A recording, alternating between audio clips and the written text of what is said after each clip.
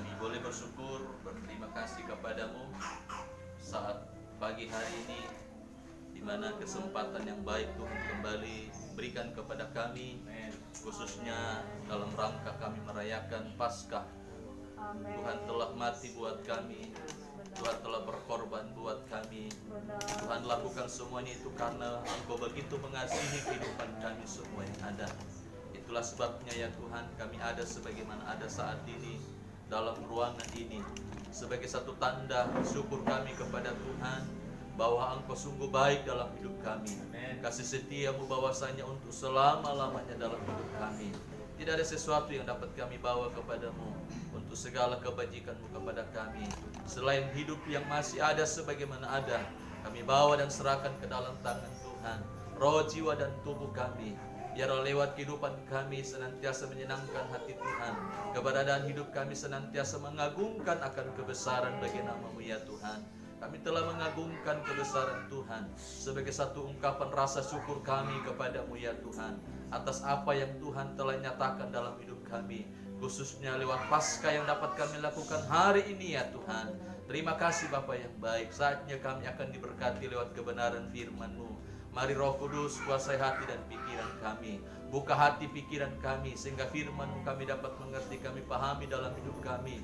Terlebih Roh Kudus memberikan kekuatan, kemampuan kepada kami untuk kami dapat mengaplikasikan dalam setiap langkah hidup kami. Iman kami ditumbuhkan, iman kami dikuatkan, sehingga kami tidak akan goyah, kami tidak akan bimbang, khususnya menghadapi situasi kondisi yang semakin hari semakin tidak menentu hari-hari ini. Tidak ada yang bisa menguatkan kami selain hanya karena kebenaran firman-Mu ya Tuhan. Sebab itu Bapa, mampukan kami untuk kami dapat mengerti, memahami kebenaran-kebenaran firman-Mu Bapa. Pakai mulut, lidah, bibir hamba ini akan berkata-kata dalam menyampaikan firman-Mu. Roh Kudus berdiri bersama dengan hamba-Mu dalam menyampaikan firman-Mu Bapa. Di dalam nama Tuhan Yesus Kristus. Haleluya. Amin. Puji Tuhan. Haleluya. Puji Tuhan. Selamat pagi buat kita semua. Salam sejahtera. Di dalam nama Tuhan Yesus Kristus, kita bersyukur, berterima kasih kalau hari ini kita masih ada sebagaimana ada dalam rangka ibadah Paskah Jumat Agung, ya, di mana kita merayakan hari kematian Tuhan Yesus. Ya, disinilah bukti nyata kasih Tuhan kepada umat Tuhan, kepada kita semua yang ada. Walaupun kita merayakan dalam situasi kondisi yang tidak seperti yang lalu-lalu, ya, orang merayakan dengan ramai, dengan iring-iringan, dengan apalagi saudara. Tapi saat ini kita rayakan tidak seperti itu. Tapi itu tidak akan mengurangi makna dari Paskah yang sebenarnya. Ya. Nah, oleh sebab itu Tuhan mau dalam hidup kita supaya kita terus menyikapi, menyelami bagaimana pengorbanan Yesus di kayu salib buat kita semua yang ada. Ya, kita harus mengerti, memahami mengapa Yesus berkorban buat kita. Ya. Nah, puncak daripada kasih Tuhan kepada umat Tuhan pada saat pengorbanannya di kayu salib. Ya, inilah puncak di mana Tuhan boleh menyatakan keberadaannya sebagai Allah buat kita.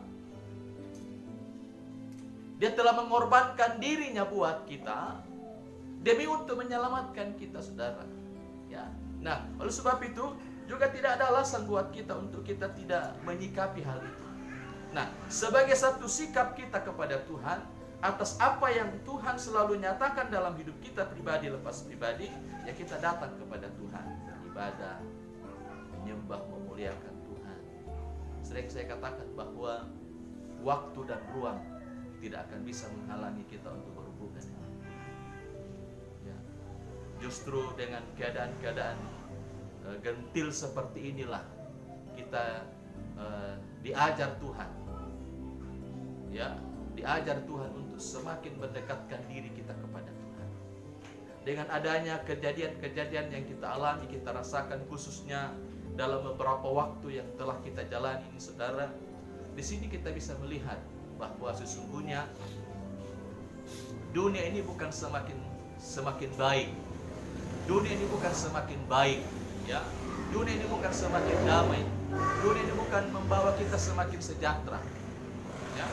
Tapi dunia ini semakin menuju kepada satu kebinasaannya, saudara, ya. Nah, oleh sebab itu sebagai umat Tuhan, biarlah kita tetap mendekatkan diri kita kepada Tuhan, tetap mengandalkan Tuhan dalam setiap keberadaan hidup kita. Biarlah kita tetap layak, ya, layak menghampiri Tuhan, layak menyembah Tuhan, layak mengagungkan Tuhan, bahkan layak kita memanggil Abah ya, Bapa ya Abah dalam setiap keberadaan hidup kita. Nah, kita buka firman Tuhan di dalam Matius pasal 10 ayat 38, sama-sama kita baca, ya. Matius pasal 10 ayat 38.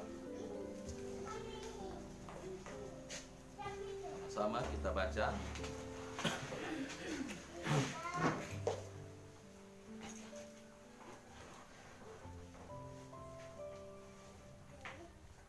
Matius pasal 10 ayat 38, 2, 3. Barang siapa tidak memikul salibnya dan mengikut aku, ia tidak layak bagiku. Silakan duduk, saudara. Ya. Barang siapa yang tidak memikul salibnya dan mengikut aku, ia tidak layak bagiku. Nah, kata tidak layak di sini, saudara, adalah kalau kita lihat di dalam kamus bahasa Indonesia, di situ diartikan bahwa tidak wajar, ya, tidak pantas dan tidak patut. Nah, salib berbicara buat kita sebagai umat Tuhan begitu penting dalam kehidupan kita, ya. Jadi salib tidak hanya sekedar dipajang. Banyak orang Kristen, ya, memajang salib di kalungnya, di dada. Tidak salah, saudara, tidak salah.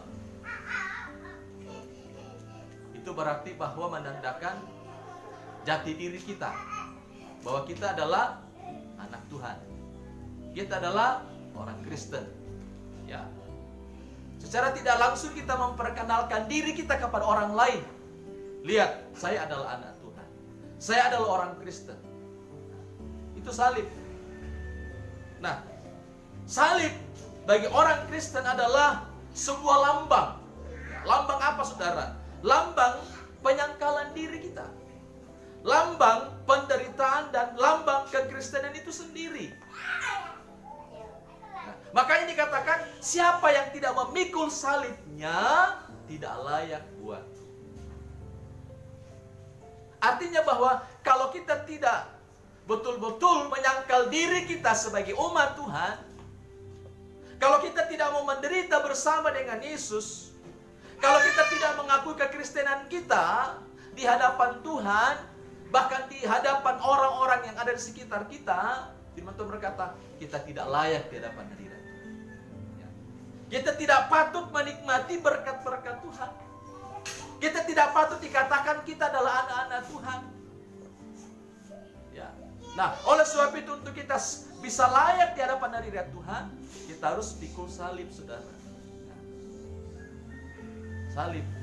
Nah, salib kalau orang yang tidak kenal Tuhan, coba kita lihat dulu, bandingkan dalam 1 Korintus 1 ayat 18. Vina, Ya, Vina baca. 1 Korintus 1 ayat 18.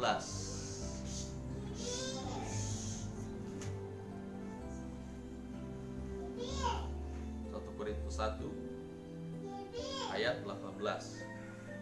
Sebab pemberitaan tentang salib memang adalah kebodohan bagi mereka yang akan binasa. Tetapi kita yang diselamatkan pemberitaan ini adalah kekuatan Allah. Ya, dikatakan sebab pemberitaan tentang salib memang adalah kebodohan bagi mereka yang akan binasa. Ya.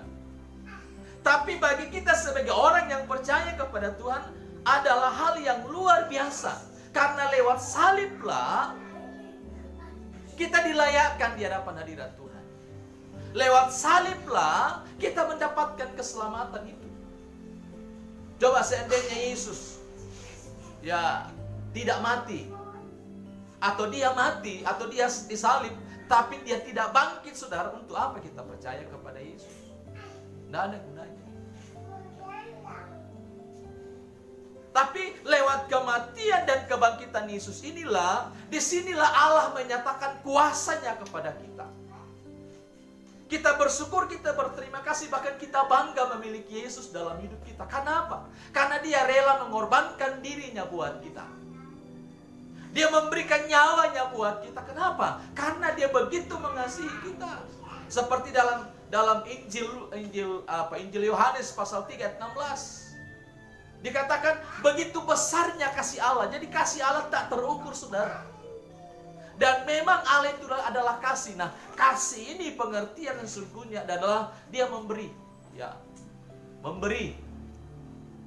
Apa yang dia beri? Tuhan memberikan nyawanya buat kita. Tuhan memberikan dirinya buat kita. Hanya untuk apa? Hanya untuk menyelamatkan kita, saudara. Tapi banyak orang Kristen tidak memahami ini. Ya.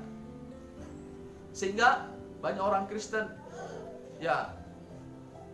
kalau waktunya ibadah tidak beribadah, mempergunakan waktu, apalagi sekarang ini Sekarang ini kalau orang yang sudah malas datang ibadah, dia sudah lebih suka. Ya, karena tidak ada di ibadah di gereja. Ya, karena kita tidak diluaskan untuk pergi kemana-mana. Tidak diluaskan untuk berkumpul banyak orang. Apalagi dalam kumpulan ibadah. Ya, makanya kita diberikan kesempatan untuk kita bisa berkumpul dengan keluarga. Tapi keluarga yang betul-betul setia kepada Tuhan, dia pergunakan sebaik mungkin itu waktu itu. Ya, kesempatan untuk berkumpul dengan keluarga. Kesempatan berkumpul untuk bersama dengan istri, anak, atau cucu kita. Menghadap hadirat Tuhan. Dan kita jadikan rumah tangga kita sebagai mezbahnya Allah. Itu kalau orang-orang yang betul-betul setia kepada Tuhan. Tapi kalau orang-orang yang sudah malas, acuh tak acuh datang ibadah kepada Tuhan, suka-sukanya. Sama dengan kalau anak sekolah. Ya, anak sekolah yang apalagi libur panjang ini, kalau betul-betul dia mau belajar, pergunakan waktu itu. Apalagi sekarang sistem belajar online. Nah, sekarang pun ada ibadah online, sudah. Ya, ibadah online. Itu tidak salah, saudara. Nah, justru Tuhan memberikan hikmat, pengetahuan kepada manusia untuk bagaimana menciptakan sesuatu supaya lebih praktis lagi, supaya orang lebih menikmati lagi. Tapi bagi orang-orang yang pikiran maju, saudara, tapi kalau orang yang berpikiran masa bodoh, ya sudahlah. Ya, sudah. Apalagi dalam hal ibadah, ya kesempatan tinggal di rumah. Untung baik kalau tinggal di rumah, berdoa, ya, hubungan dengan Tuhan. Tapi kalau sudah pergunakan waktu, tidak memerlukan waktu, malah melakukan belaan, malah melakukan lumna dan lain sebagainya dibuat. Padahal kesempatan itu kita bersama-sama berkumpul, menikmati bagaimana indahnya bersekutu dengan Tuhan. Nah, apalagi saat ini Tuhan mengajar kepada kita untuk bagaimana merenungkan kebaikan Tuhan di dalam hidup kita. Saya katakan tadi bahwa puncak daripada kasih Tuhan dinyatakan kepada manusia lewat pengorbanannya atau lewat Paskah yang kita lakukan seperti saat ini. Itulah sebabnya mari kita belajar merenungkan firman. Satu ayat yang luar biasa.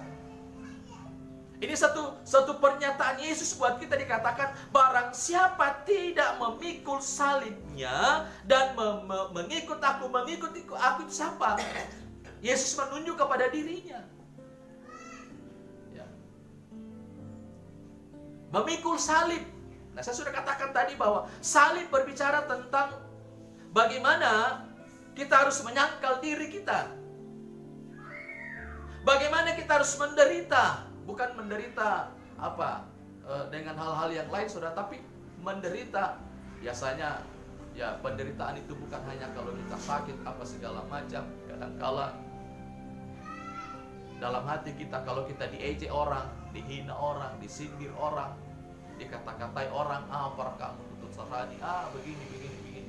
Itu kan secara manusia, ya, kita sakit, saudara. Kita sakit.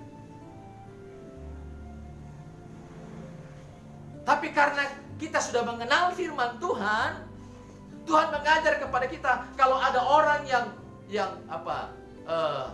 tidak suka sama kamu, ada istilah berbahasa mengatakan, orang lempar kita dengan batu, kita harus lempar dengan kapas. Artinya apa, saudara? Kita diajar untuk tidak membalas kejahatan. Walaupun dalam hukum Taurat ada istilah mata ganti mata, tangan ganti tangan, itu hukum Taurat. Tapi kita bukan lagi berada di dalam hukum Taurat.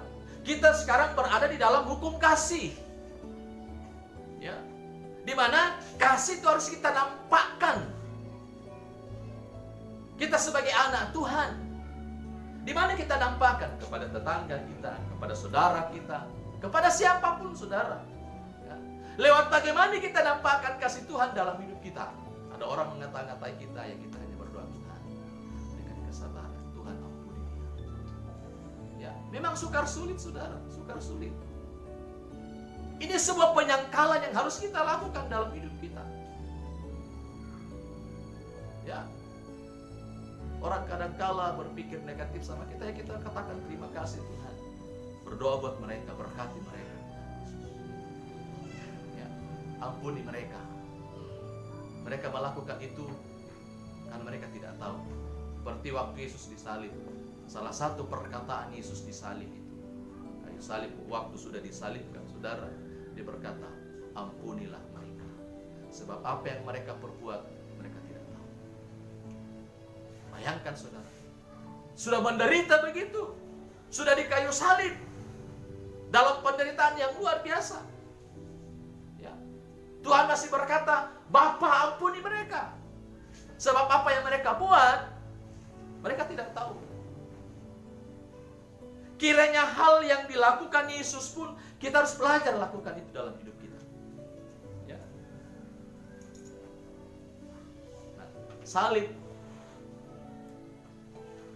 dalam kehidupan kita sehari-hari itu ada 3 hal, ya, yaitu ada salib yang lurus, ya, tegak lurus ke atas dan ke samping.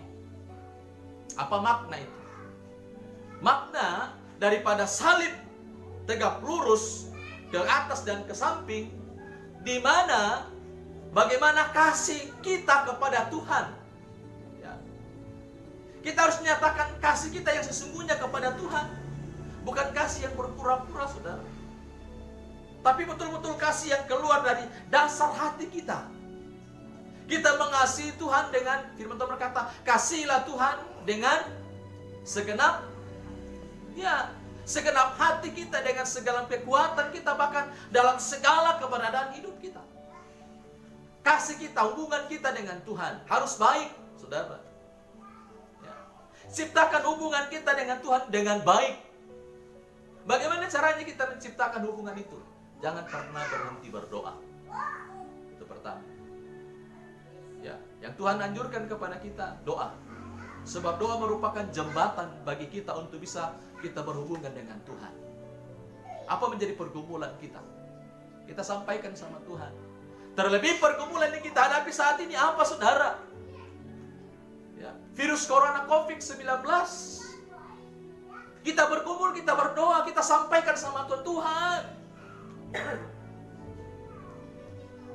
Kami tahu bahwa segala sesuatu yang ada di atas muka bumi ini semua seizin daripada Tuhan. Nah, oleh sebab itu Tuhan Yesus, apa yang terjadi? Jangan sampai membuat kami jadi lemah.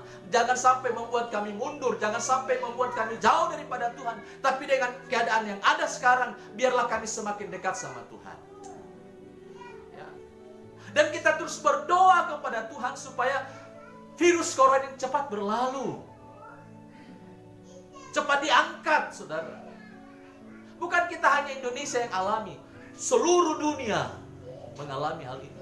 Jadi pergumulan yang luar biasa. Itulah sebabnya Tuhan memberikan hikmat kepada pemerintah kita. Ya, bukan berarti pemerintah melarang kita untuk ibadah, berkumpul dalam gereja yang banyak, tidak. Tapi ini sebenarnya satu hikmat yang Tuhan berikan kepada mereka, supaya jangan sampai virus ini lebih menjalar lagi. Segera diputuskan, mata rantainya segera putus, saudara. Nah, oleh sebab itu tugas kita sebagai umat Tuhan, ya, ciptakan hubungan yang baik dengan Tuhan. Kalau mungkin dulu-dulunya yang lalu-lalu, kita mungkin ya acuh tak acuh untuk berhubungan dengan Tuhan. Tapi biarlah dengan keadaan seperti inilah kita diajar bagaimana kita lebih eratkan hubungan kita dengan Tuhan. Lewat doa-doa kita kepada Tuhan, kita sampaikan, Tuhan, apa maksudmu kepada kami? Tapi saya lihat Bapak Ibu Saudara, dengan adanya virus corona ini ada banyak hal positif yang ada di dalamnya. Ya, kalau saudara lihat, buka medsos saudara, Facebook, WA dan lain sebagainya, ya, terjadi penyembahan yang luar biasa. Orang menyembah di jalan-jalan, ya. Jadi istilahnya waktu dan ruang itu tidak akan bisa menghalangi mereka untuk berhubungan dengan Tuhan. Terciptalah satu pertobatan yang luar biasa. Ya, nah inilah yang Tuhan mau, saudara. Inilah sisi positif dari virus corona ini. Ya, yang tadinya mungkin keluarga berserakan di sana sini, tidak ada perkumpulan satu dengan yang lain. Tapi dengan adanya virus corona ini, mereka diajar untuk berkumpul, jangan keluar rumah. Itu artinya bahwa kita diajar bagaimana kita untuk selalu bersama-sama, sama-sama dalam sebuah keluarga, dalam sebuah rumah tangga. Ya, saling tukar pikiran. Ya, saya sisi pastori, apalagi dengan Ibu Rohani, ya, duduk di situ bincang-bincang, duduk di meja makan bincang-bincang. Ya, ini satu suasana yang lain daripada yang lain, saudara. Yang mungkin dulunya kita tidak pernah perbuat itu. Tapi dengan adanya virus corona ini mengajar kita bagaimana menciptakan satu hubungan yang baik. Ya, terlebih hubungan kita dengan Tuhan. Ya. Jadi berbicara tentang bagaimana harus mengasihi Tuhan Yesus dengan segenap hati kita.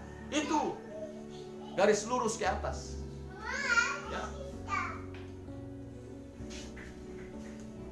Dan garis lurus ke samping itu bagaimana kita diajar untuk saling mengasihi satu dengan yang lain. Jadi hubungan kita dengan Tuhan harus baik, hubungan kita dengan sesama kita harus dengan baik, saudara. Amat terlebih juga ada hubungan ke bawah, hubungan kita alam dengan kita harus baik. Jadi tiga sebenarnya hubungan yang harus kita ciptakan, ya. Dan itu kita harus jalin dengan baik. Hubungan kita dengan Tuhan, hubungan kita sesama manusia satu dengan yang lain, dan hubungan kita dengan alam. Kenapa alam ini bisa rusak? Terjadi banjir di sana sini. Karena apa? Karena manusia sudah melanggar firman Tuhan. Ya. Salah satu pesan Allah kepada manusia setelah Allah menempatkan manusia di Taman Eden itu adalah bagaimana supaya mereka diajar untuk memelihara Taman Eden itu. Ya, tapi kita lihat sekarang manusia tidak mempergunakan waktu itu, sudah melanggar firman Tuhan, sehingga ya murka Tuhan pun terjadi, saudara.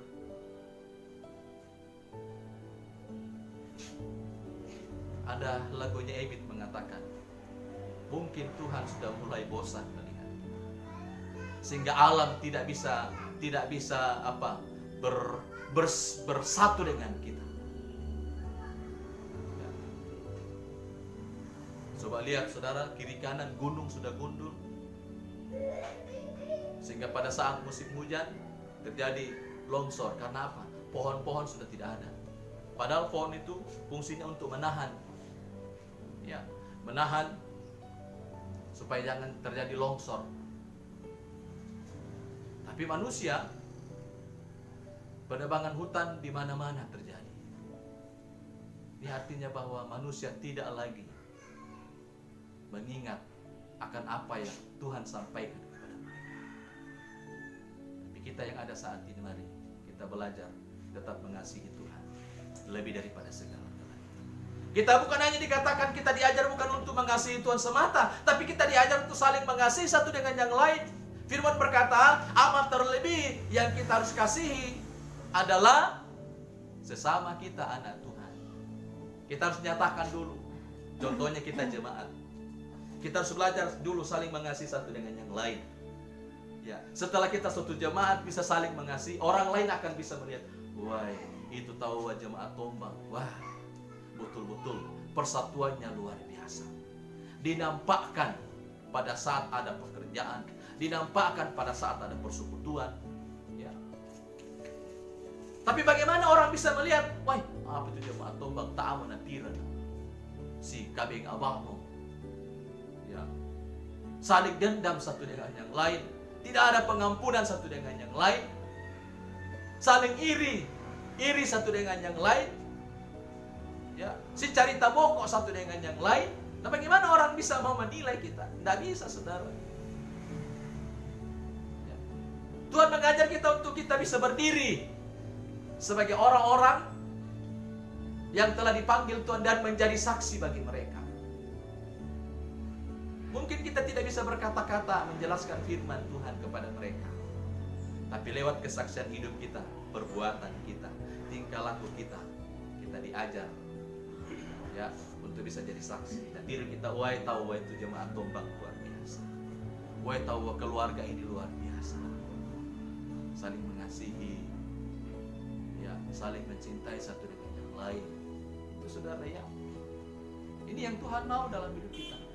Dan ada salib yang lari ke lain, tegap ke tempat lain, saudara. Apa artinya ini? Ya mungkin hubungannya dengan Tuhan baik. Baik. Tapi dengan sesama tidak baik. Ini juga pincang berat sebelah. Kendala juga untuk apasan. Sebab apa? Beras di sini. Coba kita malah apasan pasti di close deh. Ya. Kenapa beras sebelah? Tapi kalau dua-duanya sama timbangannya, ya. Makanya dalam hukum ada itu lambang apa? Timbangan. Ya. Artinya jangan sampai pincang itu. Jadi ada saudara, salib, ya memang mungkin tegap, tapi tegapnya ke tempat lain. Ya. Hubungan Tuhan mereka dengan Tuhan mungkin baik, tapi hubungan dengan sesama kurang baik. Ini juga tidak baik. Ya. Ada juga salib yang berbentuknya apa? Silang, miring. Hubungan dengan sesama baik, tapi hubungan dengan Tuhan rusak. Ya. Ini juga pincang, tidak ada artinya juga. Tidak ada artinya, saudara. Ini salib. Jadi kita harus mengerti makna daripada salib itu. Jangan kita hanya pajang di kalung kita, di buah indok manik. Ya syukur saudara, puji Tuhan. Kalau ada kita seperti itu, puji Tuhan. Itu memperlihatkan tirona atau saranina. Ya, memperlihatkan jati diri kita bahwa kita adalah anak Tuhan. Puji Tuhan. Tapi kalau kita tidak mengerti arti salib itu, lepaskan. Biarlah kita belajar dulu kebenaran firman. Ini 3 hal penting. Kita harus pahami salib itu. Ya. Jadi salib itu maunya supaya hubungan kita dengan Tuhan baik. Hubungan kita dengan alam baik, hubungan kita dengan manusia satu dengan yang lain baik. Tidak pincang, tidak berat sebelah. Sehingga berkat-berkat Allah itu melimpah di dalam kehidupan kita. Itulah yang dimaksud oleh 1 Korintus tadi. Rasul Paulus kepada jemaat di Korintus. tidak mengerti salib itu. Itulah kebinasaan bagi mereka. Karena apa? Karena mereka menolak.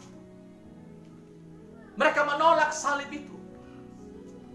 Mereka menolak Yesus dalam kehidupan mereka. Tapi bagi kita yang mengerti salib itu, salib adalah sebuah pengorbanan Yesus buat kita. Salib adalah bukti nyata kasih Tuhan kepada kita. Salib adalah bagaimana Tuhan telah berkorban buat kita untuk menyelamatkan kita, mengangkat kita daripada jurang kebinasaan. Sehingga dikatakan, saya ulang lagi baca 1 Korintus 1 ayat 18 dikatakan tadi, sebab pemberitaan tentang salib memang adalah kebodohan bagi mereka yang akan binasa, tetapi bagi kita yang diselamatkan, pemberitaan itu adalah kekuatan. Artinya bahwa kehidupan buat kita. Allah telah menyelamatkan kita. Allah telah mengangkat kita dari jurang kebinasaan. Nah, oleh sebab itu, karena Allah telah menyelamatkan kita, saudara, Dia telah mengangkat kita. Dia telah mati buat kita. Darahnya tercurah buat kita. Tubuhnya tercabik-cabik buat kita. Mari kita hargai pemberian Tuhan yang luar biasa. Tidak ada orang yang bisa melakukan, yang bisa berkorban seutuhnya buat kita selain di dalam Tuhan Yesus Kristus. Kiranya firman Tuhan yang kita dengar pagi hari ini, Bapak Ibu Saudara, kembali menyegarkan kita, mengingatkan kita betapa pentingnya salib itu dalam hidup kita. Betapa pentingnya Kristus kita miliki dalam hidup kita. Sebab tidak ada yang bisa membela kita, tidak ada yang bisa melepaskan kita dari belenggu